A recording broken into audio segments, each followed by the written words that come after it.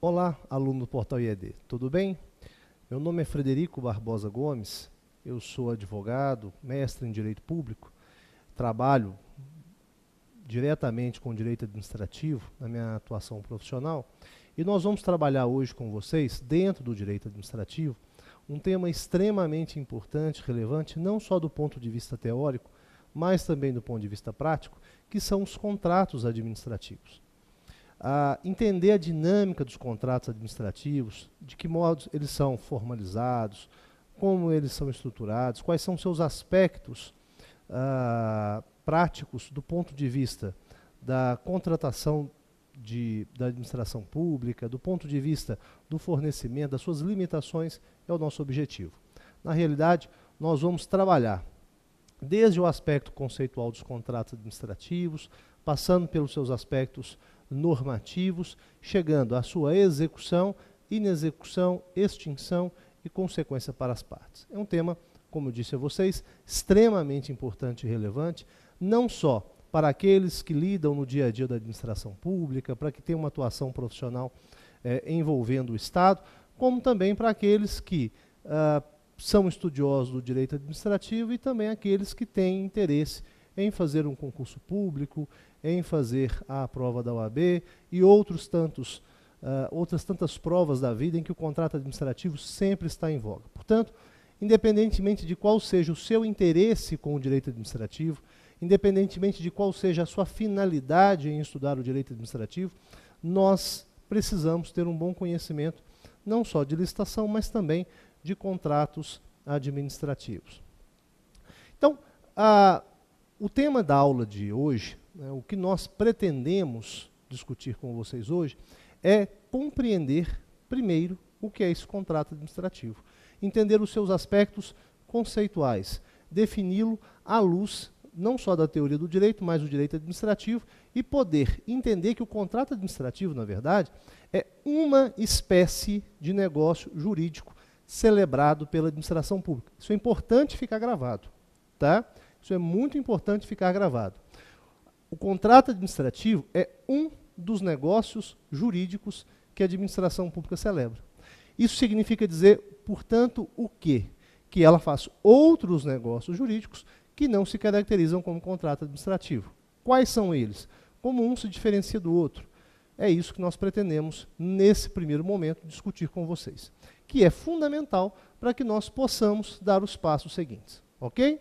Então, me acompanhe aí, que o nosso primeiro ponto, portanto, da aula de hoje é entender o que é esse tal de contrato administrativo. Para isso, é importante a gente ter em mente que, para eu falar que existe um contrato administrativo, evidentemente eu preciso pressupor que existe o contrato. Então, o contrato, na verdade, ele é um conceito que vem lá da teoria geral do direito, tá certo? Ele não é um conceito próprio do direito administrativo. Ele é um conceito que vai vir lá da teoria geral do direito. E qual que é a ideia que nós buscamos lá da teoria geral do direito para definir o que vem a ser contrato? De uma forma muito simples, é trabalhada a ideia geral de contrato como um acordo de vontades por meio do qual são produzidos direitos e deveres para os acordantes. Então, é um acordo de vontades por meio do qual são produzidos direitos e deveres para aqueles que manifestam, externam a sua vontade. Ok? Então, isso é a noção de contrato. Mas, para que isso fique mais claro para a gente, é importante que a gente, ainda dentro da teoria geral do direito, nós busquemos uma discussão que é muito utilizado lá no estudo de atos administrativos, mas que aqui servirá também de base para a gente entender o que é um contrato administrativo, que é a discussão que vem lá de ato e fato. Vamos resgatar essa primeira passagem. Vamos lembrar aqui, o que eu estou querendo fazer com vocês? Nós precisamos entender o conceito de contrato administrativo. Ponto. Para entender bem o conceito de contrato administrativo, nós precisamos passar algumas etapas, entender alguns pontos. E é isso que nós estamos fazendo aqui agora. Então, eu falei para vocês que a primeira ideia é que contrato é um acordo de vontades, em que gera direitos e obrigações para as partes. Só que, para a gente aprofundar nessa ideia, vamos resgatar essa discussão lá da teoria do direito, entre ato e fato, até eu chegar no conceito de negócio. Lembra que eu comecei a aula falando com você que o contrato administrativo é uma das espécies de negócio jurídico? Então, eu preciso entender o que é esse negócio jurídico, tá? Então, vamos só resgatar aqui, de maneira a nos subsidiar as nossas análises, a diferença entre ato e fato. A teoria do direito nos diz que o fato é um acontecimento que independe da vontade humana. Tudo aquilo que acontece e que não depende da vontade humana é um fato. Esse acontecimento, por sua vez, né, ele pode ser um acontecimento que a gente chama de natural, que é aquele que, de fato, não depende da vontade humana. Tá? Existe também um fato, né, que poderia parecer no primeiro momento que é contraditório, mas não é, que é o fato volitivo, que é um acontecimento que decorre da vontade humana. Mas peraí, professor, você não falou que o fato não depende da vontade humana? Exatamente, o fato independe. Só que o fato volitivo, ou seja, aquele acontecimento que decorre da vontade humana, não é fato. É aquilo que nós chamamos de ato. É aquilo que nós chamamos de ato. Então, o fato que decorre da vontade humana, na verdade, é um ato. Ok? Tanto o fato, né? O fato, ele pode ser jurídico ou não jurídico. O acontecimento, ele pode ser jurídico ou não jurídico. O que significa isso? Ele é um acontecimento jurídico quando tem uma repercussão para o mundo do direito. Por outro lado, se esse acontecimento não tem repercussão nenhuma no mundo do direito, nós não temos um fato jurídico, temos um fato não jurídico. Por exemplo, o servidor público falece. O seu falecimento é um acontecimento, mas que tem repercussão jurídica. Por quê? Porque vai gerar uma consequência, como, por exemplo, vacância de cargo público. Diferente do que aquele fato como um copo que cai da mesa numa repartição pública, um fato até da administração que não tem repercussão jurídica, ok? Como regra. Esse ato, por sua vez, que é o acontecimento, né, que é o fato volitivo, ou seja, o acontecimento que depende da vontade humana, também poderá ser um ato sem repercussão jurídica, como poderá ser também um fato com repercussão jurídica. Então, o que a gente chega a dizer que é um fato, né, seria não jurídico, ou um fato, né, um ato, na verdade, jurídico. E é aqui que eu quero que vocês me acompanhem. Então, eu tenho um acontecimento natural ou volitivo, que na verdade é um ato, tá certo? Esse ato, por sua vez, ele pode ser não jurídico, como pode ser um ato jurídico. Então, o que é um ato jurídico, considerado no sentido amplo? É um acontecimento que depende da vontade humana, tá? É aquilo que decorre de uma ação humana que tem uma repercussão jurídica. Esse ato jurídico, ele é considerado, que a gente, né, costuma a chamá-lo, vamos assim dizer, eu tenho a figura do ato jurídico lato sensu e a figura do ato jurídico stricto sensu. O ato jurídico lato sensu, só para vocês compreenderem, é todo esse acontecimento que decorre da vontade humana e que tem uma repercussão jurídica, ok? Ele vai incluir, na verdade, né, esse ato jurídico aqui, só para poder explicar para vocês melhor, né, aqui eu tive, só para vocês não confundirem, tá? Esse ato jurídico é a figura do ato jurídico lato sensu, ok? Do ato jurídico lato sensu, que é o acontecimento que depende da vontade humana.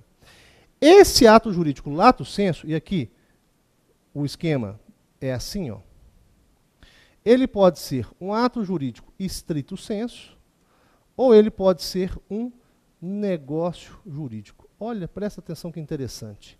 Então, vamos só melhorar isso aqui para vocês, para não gerar confusão. Então, eu tenho um ato jurídico que nós já entendemos o que é um ato jurídico, que é um acontecimento que decorre da vontade humana, uma ação humana, que vai produzir efeitos jurídicos, que é chamado um ato jurídico lato sensu. Então, isso aqui eu estou só detalhando melhor, porque naquele esquema pode não ter ficado tão claro. Então, nós vamos deixar isso aqui mais claro. O ato jurídico lato sensu, ele se divide em duas espécies. No ato jurídico estrito sensu e no negócio jurídico. Olha o negócio jurídico aqui que eu queria falar com vocês. Olha o negócio jurídico que eu queria discutir com vocês. Então, uma ação humana que decorre da vontade humana, portanto, que gera efeito jurídico, por isso que é um ato jurídico, ele pode ser considerado estrito sensu ou um negócio jurídico. Qual que é a diferença? No ato jurídico estrito sensu, o que nós temos? Uma manifestação unilateral de vontade. Olha que interessante. Uma manifestação unilateral de vontade que vai produzir efeito jurídico, cujos efeitos decorrem diretamente da lei e indiretamente da vontade da parte. Por exemplo, um testamento é um ato jurídico, estrito sensu. Eu manifesto a minha vontade, que vai produzir efeitos a partir daquilo que a própria lei estabelece, desde que observados os requisitos do testamento. A diferença é porque no negócio jurídico, eu já não tenho mais uma manifestação unilateral de vontades. Eu tenho o quê? Eu tenho uma manifestação de mais de uma vontade, que poderá ser bilateral ou não, nós veremos daqui a pouco. Tá? Então eu tenho um acordo de vontades. Então, a ideia central do negócio jurídico é que eu tenho o quê? Um acordo ou uma manifestação, né, de vontades. E essas vontades manifestas umas com as outras é que vão produzir os efeitos jurídicos. Olha que interessante, então. Então, eu tenho, no negócio jurídico, eu tenho vontades manifestadas por partes diferentes, evidentemente, que vão produzir um efeito jurídico. Esse negócio jurídico é a base do conceito de contratos. Então, assim como o ato jurídico estrito sensu é a base do conceito do ato administrativo, que vocês estudaram, o negócio jurídico é a base do conceito de contratos. Então, por isso que no ato jurídico, no ato administrativo, o que eu tenho? Qual que é o conceito do ato administrativo? É uma manifestação unilateral de vontade da administração pública, cujos efeitos decorrem diretamente da lei. No negócio jurídico, o que eu vou ter? É uma manifestação de vontades, cujos efeitos decorrem da própria manifestação e indiretamente da lei que lhe dá suporte.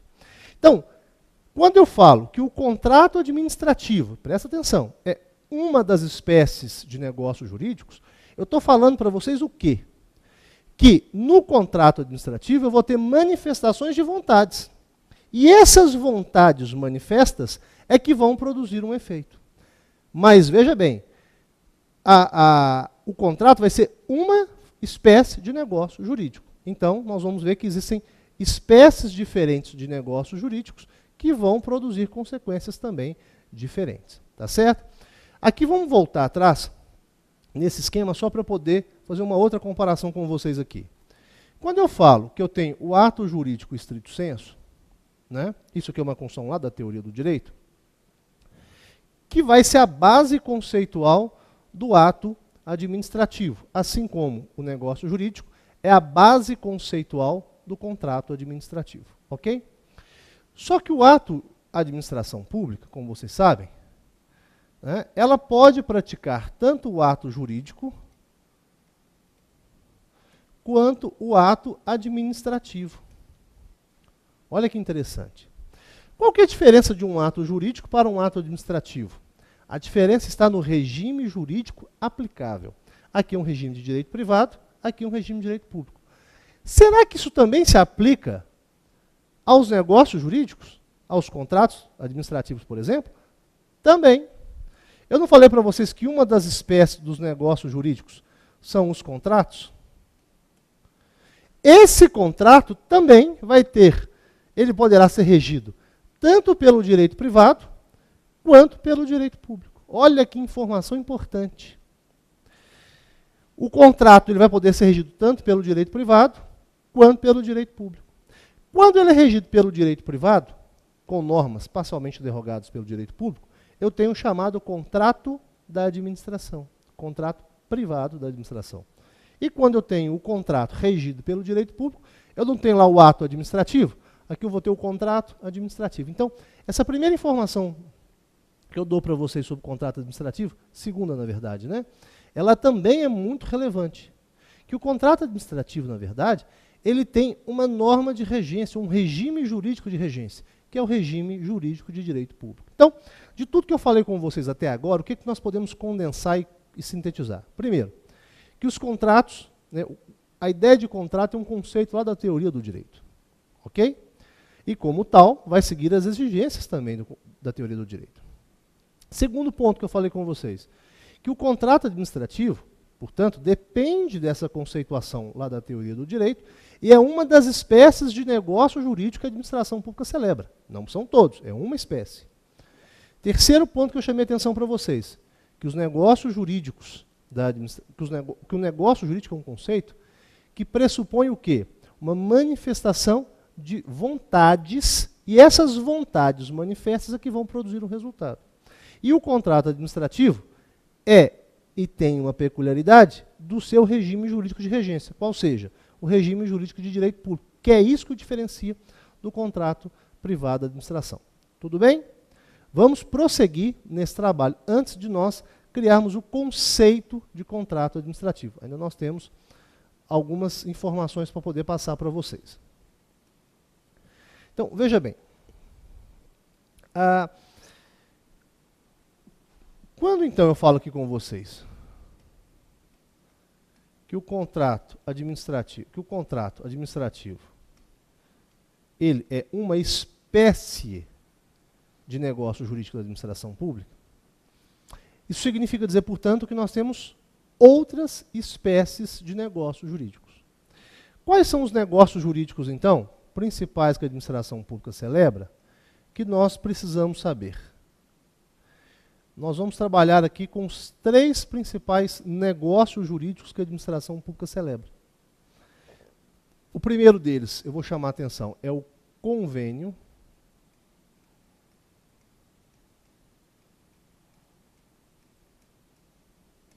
O outro é o consórcio público.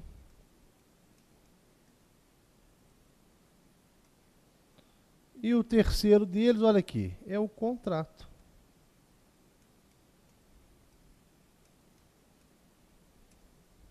É o contrato. Então, olha que interessante. O negócio jurídico que a administração pública celebra pressupõe acordo de vontades. Dependendo da forma como essas vontades se agrupam, se organizam, se estruturam, é que nós vamos ter negócios jurídicos diferentes. Que ora pode ser um convênio, ora pode ser um consórcio público, ora pode ser um contrato. Tá? E existem alguns casos até que se dá outros nomes, por exemplo, termo de cooperação, termo de parcerias, né, que podem ser caracterizados aí como negócios jurídicos celebrados pela administração pública. Mas se a gente for analisar muitos deles, na prática, às vezes são dados esses nomes, termo de cooperação, termo de parcerias, muitos deles, né, o próprio contrato de gestão, muitos deles, às vezes, parece mais um convênio do que propriamente um contrato. Né, do que propriamente uma nova categoria à parte. Tá? Então, por isso que a gente pode reduzir, né, pode trabalhar com uma margem de segurança, como sendo os negócios, né, que a administração pública celebra, de 3 espécies, sendo o convênio, o consórcio público e o contrato. Então, para que esse conceito fique mais claro na mente da gente do que é um contrato, nós precisamos saber o que é um convênio e o que é um consórcio público, e ainda fazer o quê? E ainda estabelecer uma diferenciação entre eles. Então vamos trabalhar esses 3 conceitos aqui, né, para que a gente avance na compreensão do que é contrato administrativo. Olha só. Então vamos pegar primeiro, né, a noção de convênio, para depois falar do consórcio e do contrato. Para a gente diferenciar bem uma figura da outra, nós precisamos voltar lá na teoria do direito tá? Voltar lá na teoria do direito e lembrar que existe uma classificação, né, dessas composições de vontades que são definidas da seguinte forma, né? Nós falamos para vocês que o negócio jurídico é um acordo de vontades, só que essas vontades que fazem parte do acordo,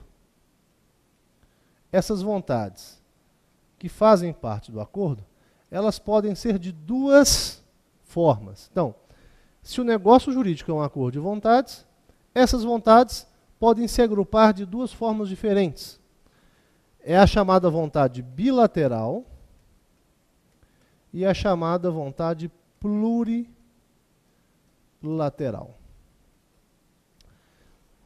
Então, o negócio jurídico, as vontades que o compõem podem ser ou uma vontade bilateral, né, e aí as partes de maneira bilateralmente, ou plurilateralmente. Ser bilateral ou plurilateral não significa dizer se são duas ou muitas. Não é nada disso, tá? Que a teoria do direito trabalha. Na verdade, essa diferenciação entre bilateral e plurilateral, a diferença que existe é no seguinte sentido. No acordo de vontades bilateral, essas vontades elas são colidentes. Elas são em sentido contrário, né? Elas se chocam, elas se buscam uma a outra. Como assim, professor? Da seguinte forma. Vamos imaginar um exemplo bem simples, contrato de compra e venda. No contrato de compra e venda, nós temos duas vontades muito bem definidas aí. A de comprar e a de vender. E se nós analisarmos essas vontades individualmente falando, uma atrai a outra. Por quê? A vontade do comprador se satisfará com a vontade do vendedor. Ou seja, aquele que quer comprar vai buscar aquele que quer vender e vice-versa. Assim como aquele que vai vender vai buscar o que quer comprar. Então, as vontades elas se encontram num ponto determinado, que é exatamente o ponto em que se dá o acordo delas, em que se dá aquilo que nós chamamos de, né, da celebração do pacto. Quando no contrato de compra e venda, por exemplo, que é a situação que nós estamos usando aqui como paradigma, quando eu tenho aqui a vontade do comprador e a vontade do vendedor encontrando, né, exatamente nas condições de preço, objeto, tudo de acordo com as partes, então nós vamos ter exatamente o contrato fechado.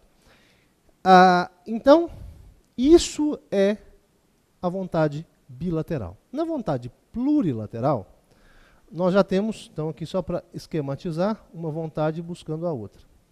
Ok? Na vontade plurilateral, se nós pudéssemos esquematizar, essas vontades elas não se encontrariam num ponto determinado. Elas se justaporiam, né? É como se elas se postassem uma ao lado da outra, buscando o mesmo objetivo. O interesse de uma parte não é contrário ao da outra. Na compra e venda, sim, por exemplo, na locação. Vamos dar outros exemplos. Na vontade plurilateral, essas vontades, na verdade, elas buscam o mesmo objetivo. Elas se somam, elas se agregam uma à outra, repartem entre si encargos e obrigações para que o objetivo seja alcançado. Pega, por exemplo, lá no direito privado, um contrato de sociedade. Imagine você aí, que você e mais 3 amigos resolvam fazer uma sociedade empresária. A vontade de um é contrária do outro? Em absoluto. Todos têm o mesmo objetivo. Todos têm a mesma vontade, a mesma intenção e a mesma finalidade, que é o quê? Que é constituir uma sociedade para juntos alcançarem o fim, que é o lucro.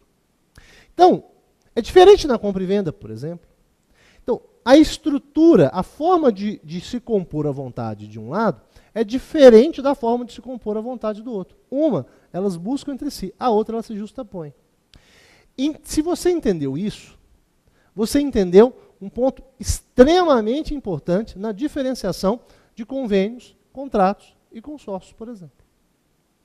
Que é um ponto que gera muito problema na prática, porque às vezes se dá o nome a um acordo de contrato, mas que na verdade não é.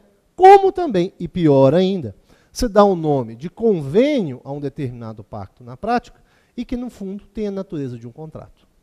Por quê?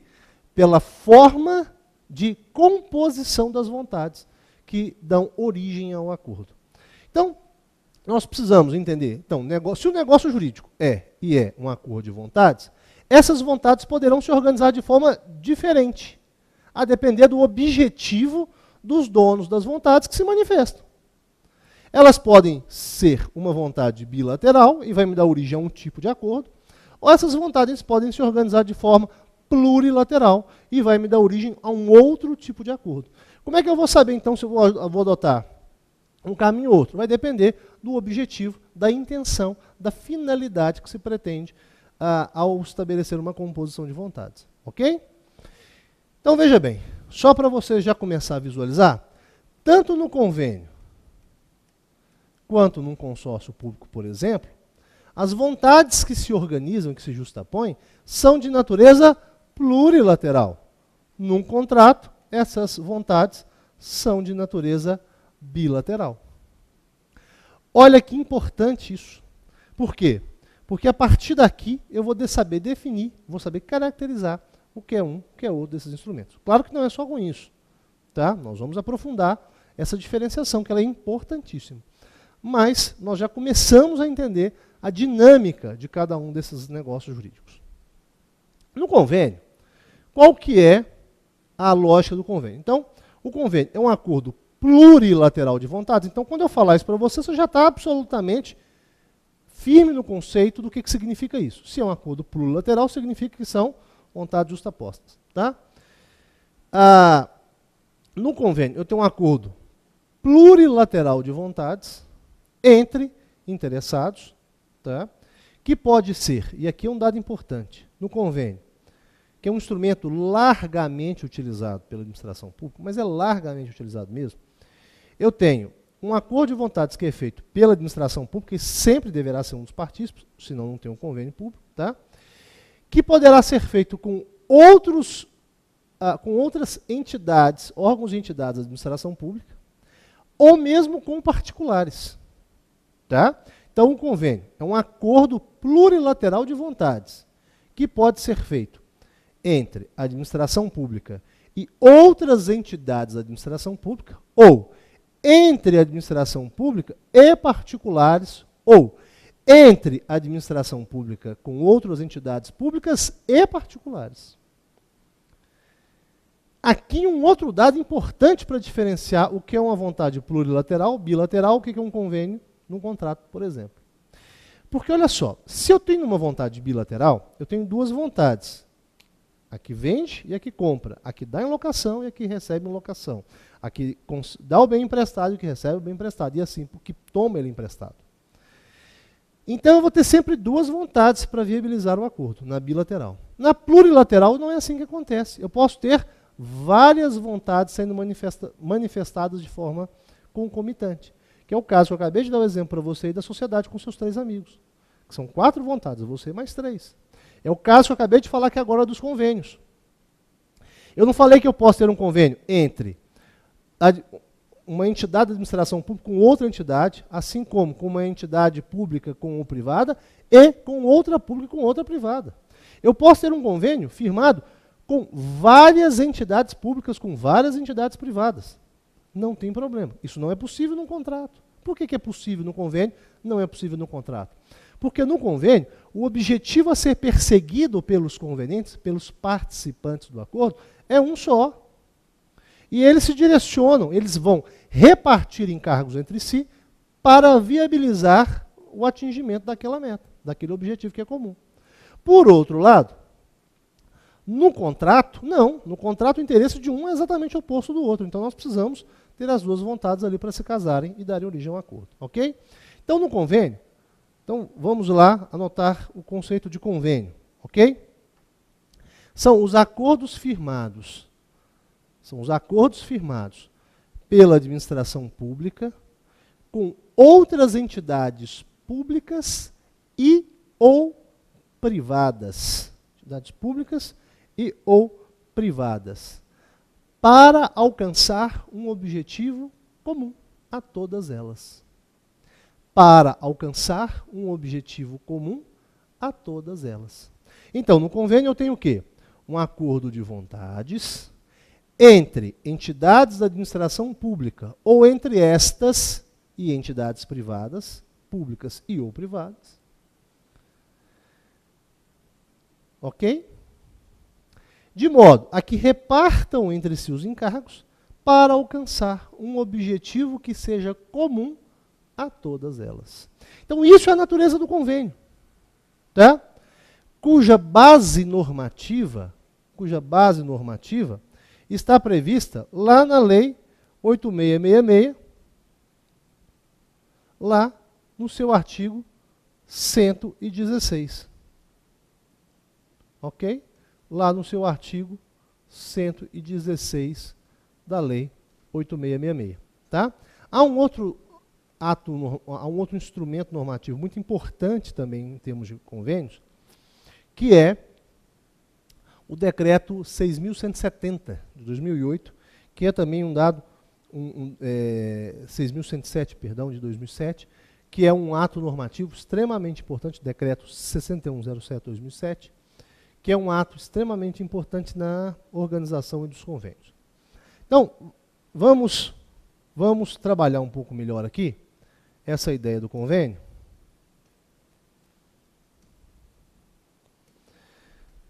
Só para a gente aproveitar mais esse conceito.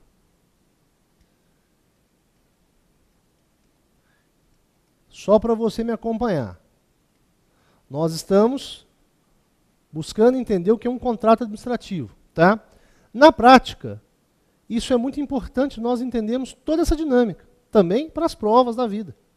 Porque muitas vezes a gente acaba sendo confundido por estar diante de um convênio, de um consórcio público, né, por não entendermos a natureza conceitual. Então, é importante que a gente esteja firme nesse conceito, e é o que nós queremos chamar a atenção. Desde o momento em que eu disse para vocês que ele é um negócio jurídico, até o momento em que nós entendemos que é um negócio jurídico, né, que é um acordo de vontades, e disse a vocês que o contrato é uma espécie de negócio jurídico.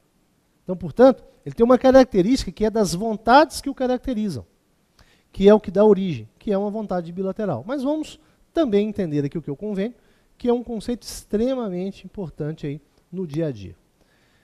Olha só, como eu disse a vocês, é bom dar uma olhadinha lá no artigo 116 da Lei 8666, artigo 116 da Lei 8666, que vai trabalhar com a figura do convênio público aqui. Tá?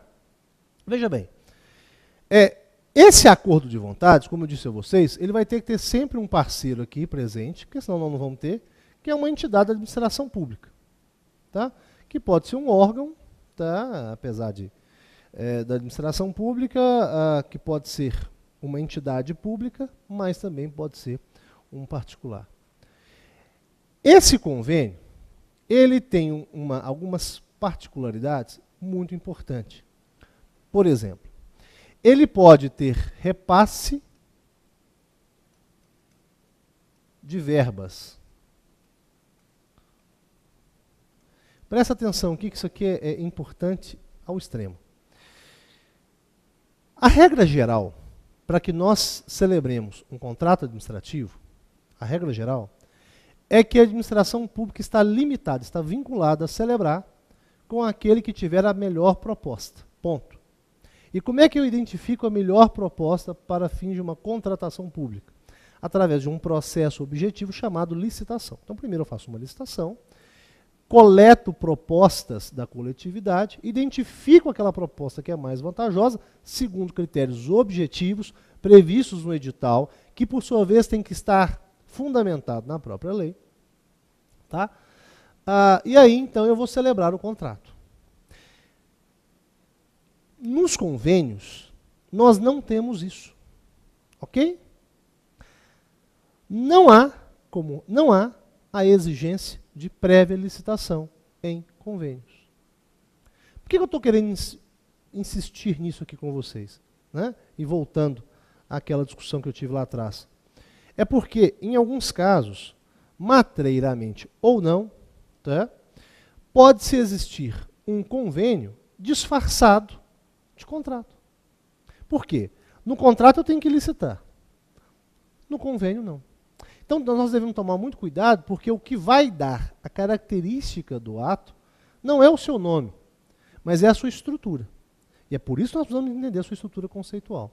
Ainda mais porque, no convênio, poderá haver repasse de verbas. Tá?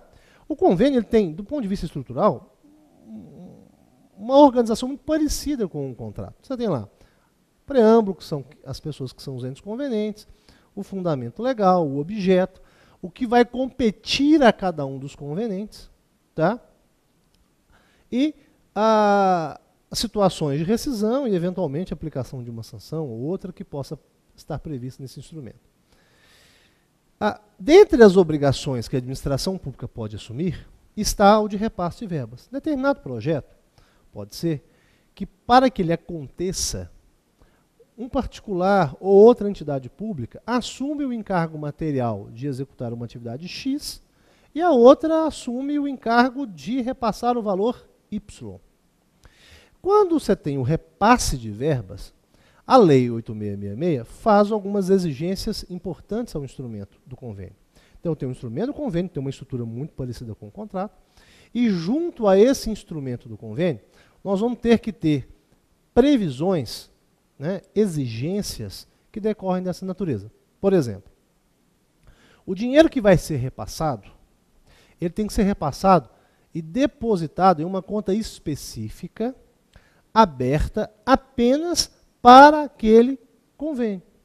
E esse valor deverá ser aplicado em renda fixa. Tá? Para quê? Para que dê um retorno, para que o tempo, né, necessário à sua... Porque nem sempre o repasse de verbas que é feito pelo poder público ao conveniente significa que ele vai ter que ser usado naquele momento específico. Às vezes você tem um convênio de 12 meses e você tem 3 repasses de verbas. Então é feito um repasse na assinatura, 4 meses depois, e lá no 10º mês. É possível que seja previsto dessa forma. Então, às vezes, o dinheiro tem que ser gasto entre o 4º e o 10º mês.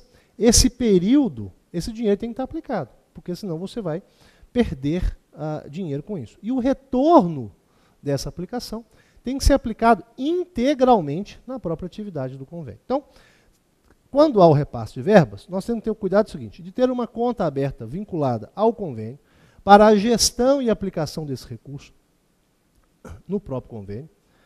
É necessário que haja um plano de trabalho, isso tendo ou não tendo repasse ou curso, isso tem que ter. O plano de trabalho é um documento anexo, tá, ao convênio, em que nós vamos definir o que compete a quem e quando que tem que ser feito e o quanto vai ser despendido em cada coisa. Então, eu preciso falar, organizar da seguinte forma. Quais são as atribuições que cada uma das partes assumiu? Qual é o tempo necessário que cada parte dispõe para poder cumprir aquilo? Quanto que cada atividade dessa vai custar? A gente costuma dizer que são linhas. E cada linha é uma autorização de despesa. Então, se eu tenho para um encargo A de um conveniente X, uma despesa Y, eu não vou poder gastar mais do que isso, a não ser que eu altere esse plano de trabalho mediante acordo entre as partes. Por que isso é tão importante? É para que a gente faça um acompanhamento depois. Tá? Então, tem que ter o convênio, o plano de trabalho, a conta vinculada. E, ao final do convênio, o conveniente, que foi responsável por receber o repasse de verbas, ele vai ter que prestar contas disso. Ou seja, eu recebi X, coloquei na conta Y, olha aqui os extratos da conta, mostra quanto que foi depositado, quanto que rendeu, qual foi o destino dado a esse valor excedente resultante da aplicação. Olha aqui as despesas que foram realizadas, que são todas elas compatíveis com as linhas previstas em cada um desses pontos aqui do nosso plano de trabalho. Então é preciso fazer uma prestação de contas que tem que ser aprovada pelo órgão, entidade que fez o repasse de verbas. Ao final disso tudo, isso também estará sujeito ao controle, né, do Tribunal de Contas para verificar se houve realmente uma gestão adequada desses recursos. Então, no convênio, qual que é a estrutura básica? Eu tenho um acordo plurilateral de vontades, em que eu tenho as vontades que são justapostas para alcançar o mesmo objetivo, o mesmo fim. Tá? Esse acordo de vontades significa dizer o quê? E aqui um dado que eu falei com vocês. Lá no contrato, lá no acordo bilateral, eu tenho duas vontades apenas. A que contrata e a que é contratada. Aqui, eu posso ter várias vontades ao mesmo tempo.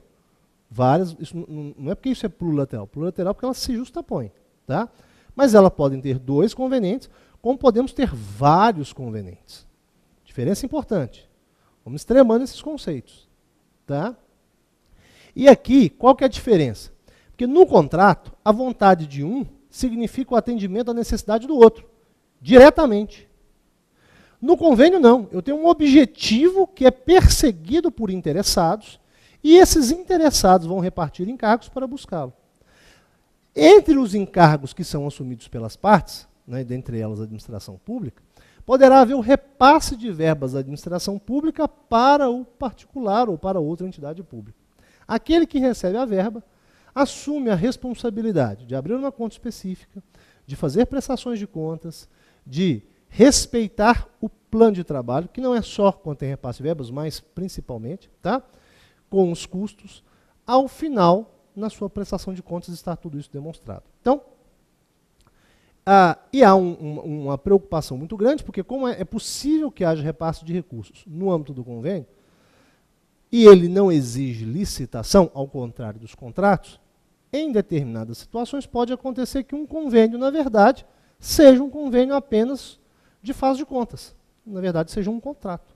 E isso é um problema que não pode ser admitido com facilidade. Por quê? Porque aí há uma frustração do princípio da licitação. Então, em alguns casos se faz isso exatamente para bypassar, né, para poder pular e para poder desconsiderar a regra da licitação. Então, essa é uma estrutura básica de um convênio, tá certo? Essa é uma estrutura básica de um convênio, que é um instrumento extremamente utilizado na prática, com muita ênfase pela administração pública. Tá? Então, nós devemos estar atentos. Então, o convênio é um negócio jurídico celebrado pela administração pública que não se confunde com os contratos. Tá? Que não se confunde com os contratos. Tem um dado aqui interessante, para a gente finalizar esse estudo de convênios. Claro que isso talvez demandaria uma aula específica, mas aqui os conceitos básicos estão sendo tratados com vocês, para a gente extremá-lo do conceito de contrato, é que no convênio, né, nós temos uma estrutura em que eu não tenho, eu posso ter, na verdade, mais de um interessado, né, mais de um convenente partícipe. Então, eu posso ter dois ou mais convenientes, que é diferente no contrato, que é feito sempre dois, contratante e contratado.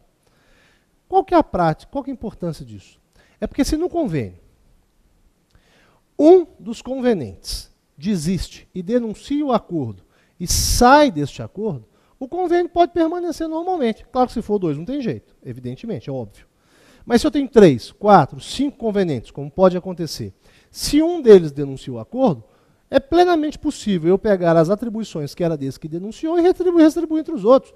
Ou, se for o caso, se isso nem comprometer, continuar com os 4, independentemente daquele que renunciou, ainda que não haja distribuição das suas obrigações. Vai depender do acordo, mas ele pode continuar normalmente. Isso não acontece no contrato. Se no contrato, eu falo o seguinte, se eu retirar esse aqui, o contrato desfez, né, ele vai se desfazer, melhor dizendo, nós temos aí um elemento fundamental para diferenciar um ou outro. Tá? Então, não vamos confundir o que é um convênio e o que é um contrato. Tá? Convênio de vontade plurilateral, pode, né, ser denunciado por uma das partes quando não tem mais de duas partes, né, que pode ter mais de duas inclusive, sem que haja denúncia, sem que haja o fim do acordo, tá certo? Todos buscam o mesmo objetivo. A satisfação, a obrigação de um não significa o atendimento da necessidade do outro, que é diferente dos contratos, em que nós temos exatamente essa reciprocidade um para com o outro nessa estrutura aí do negócio chamado contrato. Ok? Pois bem, uma outra figura que também é importante para nós, que é a figura do consórcio público.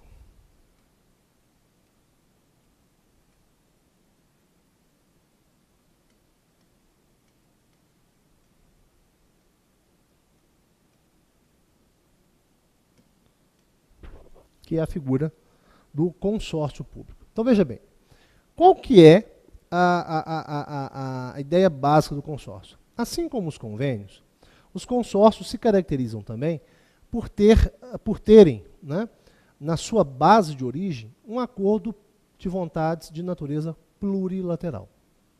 Tá? Então, a mesma estrutura plurilateral.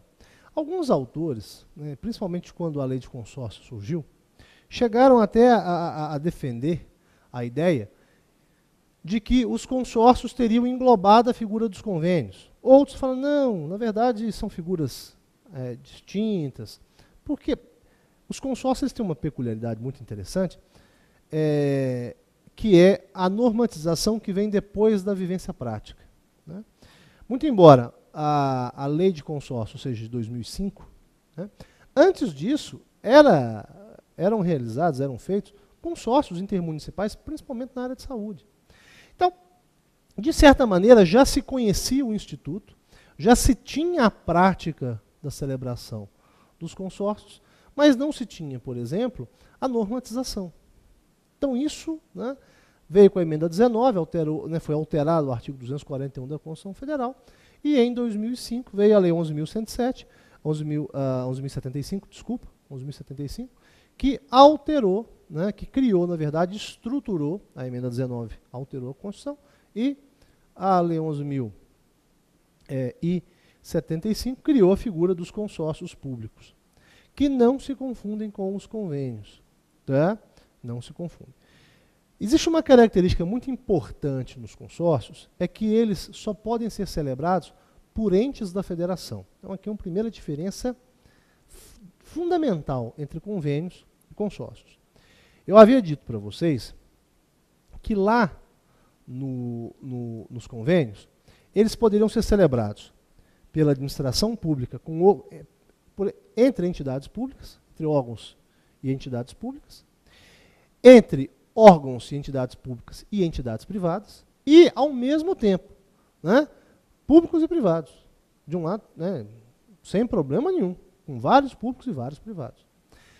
Mas que não são entes políticos, ou seja, entes da federação. No consórcio público, não. Tá? Nós temos a figura aí dos consórcios sendo celebrados por entes da federação. E aí eu digo quem? União, estados, municípios e Distrito Federal. Existe um outro dado importante, que também é válido registrar, é que os convênios, eles não geram uma nova pessoa jurídica. No consórcio público, o acordo de vontades firmados entre os entes da federação dará origem a uma nova pessoa jurídica, que poderá ser de direito público, poderá ser de direito privado. Tá? Aí vocês poderiam me questionar, professor, mas eu já vi, em algumas situações práticas, que convênio tem CNPJ. Isso pode acontecer? Pode acontecer. Isso não significa dizer que no convênio eu vou ter uma personalidade jurídica. Muito cuidado. CNPJ não confere personalidade jurídica para ninguém. Basta ver que secretarias do Estado, do município, ministérios, todos têm CNPJ, mas nem por isso tem personalidade jurídica. Tá? São todos órgãos, e órgãos são desprovidos de personalidade jurídica. O CNPJ é um índice cadastral para fins de arrecadação tributária. Isso não significa dizer que, por ter CNPJ, vai ter personalidade jurídica. Ok? Nos convênios, portanto, nós não temos personalidade jurídica. Não temos. Mas os consórcios públicos darão origem, né, a uma pessoa jurídica. Aí sim, que poderá ser de direito público ou de direito privado. Me desculpe. Tá? Como é que funciona isso? Os entes públicos que pretendem se consorciar vão se organizar, tá certo? E vão, primeiro, precisam ter o primeiro approach, a primeira aproximação para definir, né? Normalmente trabalhando em assuntos que são de interesse deles ali, isso acontece muito na esfera municipal, né? Mas pode também ter a presença do Estado e pode também ter a presença do município. E cada um dos entes que pretendem, né, constituir e fazer parte desse consórcio, o que eles fazem? Eles se reúnem, né, fazem um protocolo de intenções, está previsto no artigo 3º da lei, voltam às suas câmaras municipais, à Assembleia, ao Congresso Nacional, submetem à aprovação aquele protocolo de intenções que vai resumir, que vai delinear toda a estrutura que se pretende dar a esta figura consorcial, e em seguida, com a aprovação, eles voltam, né, já com autorização, e celebram o instrumento do consórcio para dar origem, então, à pessoa de direito público, de pessoa de direito privado. De direito público vai ter natureza autárquica, tá, e vai fazer parte da administração direta indireta, de todos os consorciados, que vão concorrer também nas suas despesas.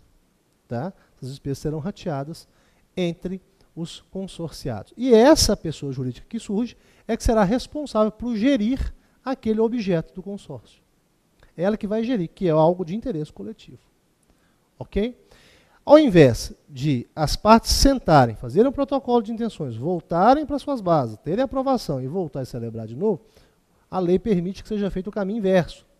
Que internamente eu já consiga autorização legal nos termos para eu poder negociar lá com os outros interessados, chego lá, já posso inclusive celebrar o consórcio, caso evidentemente os outros também estejam na mesma situação. Tá? Senão nós vamos ter que aguardar que haja aprovação, né, legal de todos os participantes, para que então haja a efetiva celebração do consórcio e com o surgimento da pessoa jurídica, que conforme o entendimento doutrinário aí, se dá com a entrada em vigor da última lei de aprovação, a pessoa efetivamente está constituída, e aí então nós vamos ter condições de ter essa nova pessoa jurídica que vai fazer a gestão, tá? Que vai fazer a gestão daquele serviço, daquele objeto que foi de interesse comum de todos os consorciados. Ok? Então, veja bem, a estrutura do consórcio público, portanto, ela é muito diferente da estrutura de um convênio. Né? Muito diferente da estrutura de um convênio. Por quê? Porque no consórcio público, como eu disse a vocês, nós temos a criação de uma pessoa jurídica. Né? Só entes da federação poderão fazê-lo. E essa pessoa jurídica que vai gerenciar o objeto do acordo, e essa pessoa jurídica que surge a partir deste acordo, fará parte da administração direta de todos os entes ali, se público, ok? Se privada, há uma discussão ainda, porque ela vai ter uma natureza de uma associação. Nos convênios, não. São administração pública, órgãos, né, e entidades, poderão celebrar entre si e com a participação de particulares, ou só com particulares. Não terá o surgimento de uma nova pessoa jurídica, e também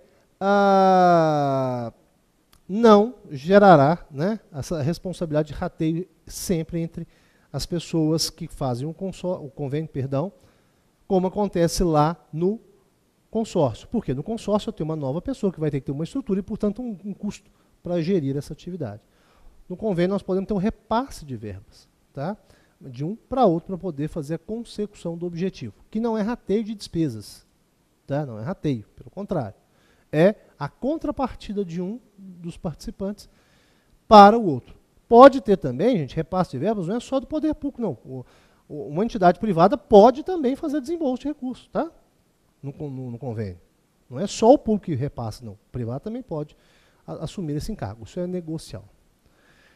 Isso aqui, como eu disse a vocês, se caracterizam por uma natureza plurilateral, que são diferentes entre si, mas que também são diferentes, ambos, do contrato,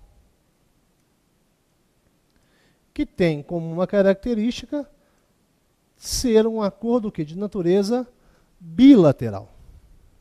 E o que significa isso?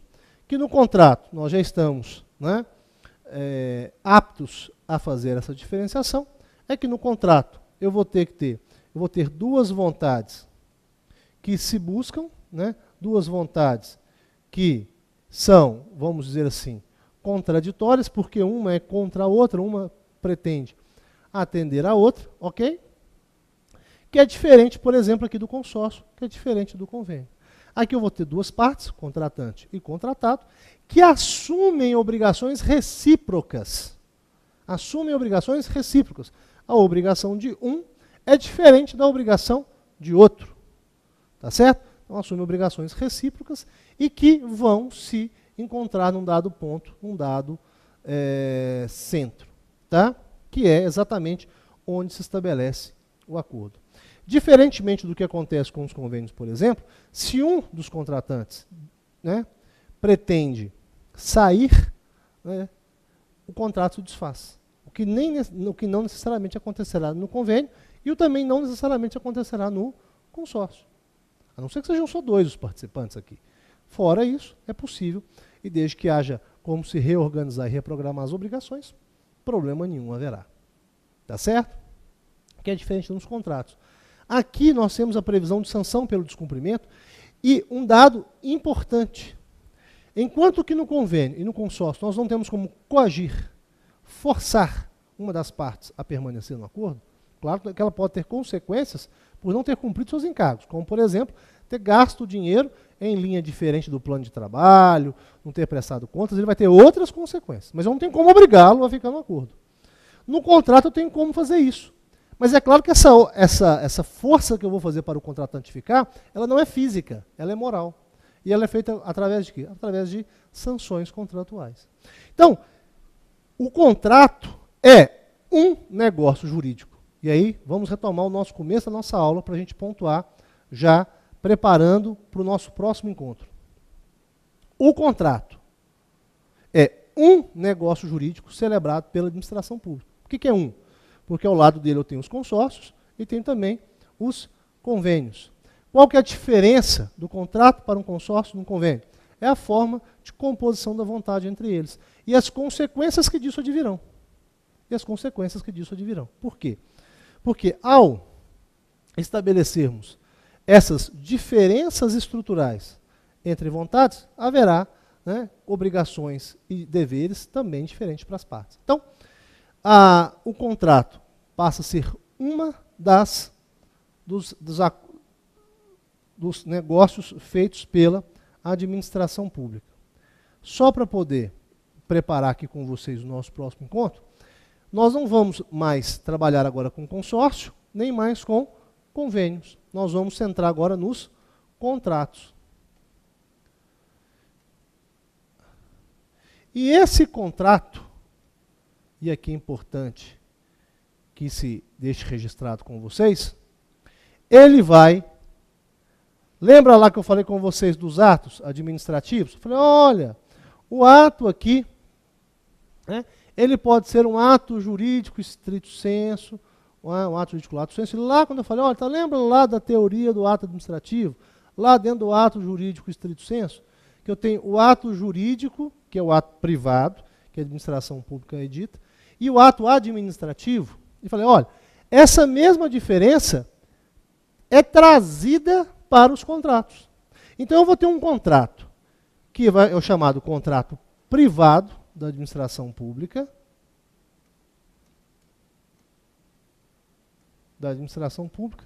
e o contrato administrativo. Então, para deixar a coisa mais pontuada, se o contrato é um dos negócios que a administração pública celebra, o contrato administrativo é uma espécie de contrato que a administração pública celebra. E o que vai diferenciar o contrato privado da administração pública do contrato administrativo é exatamente a figura do seu regime jurídico. Qual que é o regime jurídico que vai ser aplicado a um, qual que vai ser o regime jurídico aplicado a outro. O regime jurídico aplicado ao contrato privado, como o próprio nome já diz, é o regime de direito privado, parcialmente derogado pelas normas de direito público. E o contrato administrativo será regido pelas normas de direito público. Entender essa diferença e estabelecer o conceito de cada um e aprofundar nessa categoria, que é o contrato administrativo regido pelo direito público, é o que será o objeto das nossas próximas aulas. Muito obrigado pela atenção de todos e até o nosso próximo encontro. Espero ter sido esclarecedor para vocês aí. Recebam todos o meu abraço. Muito obrigado.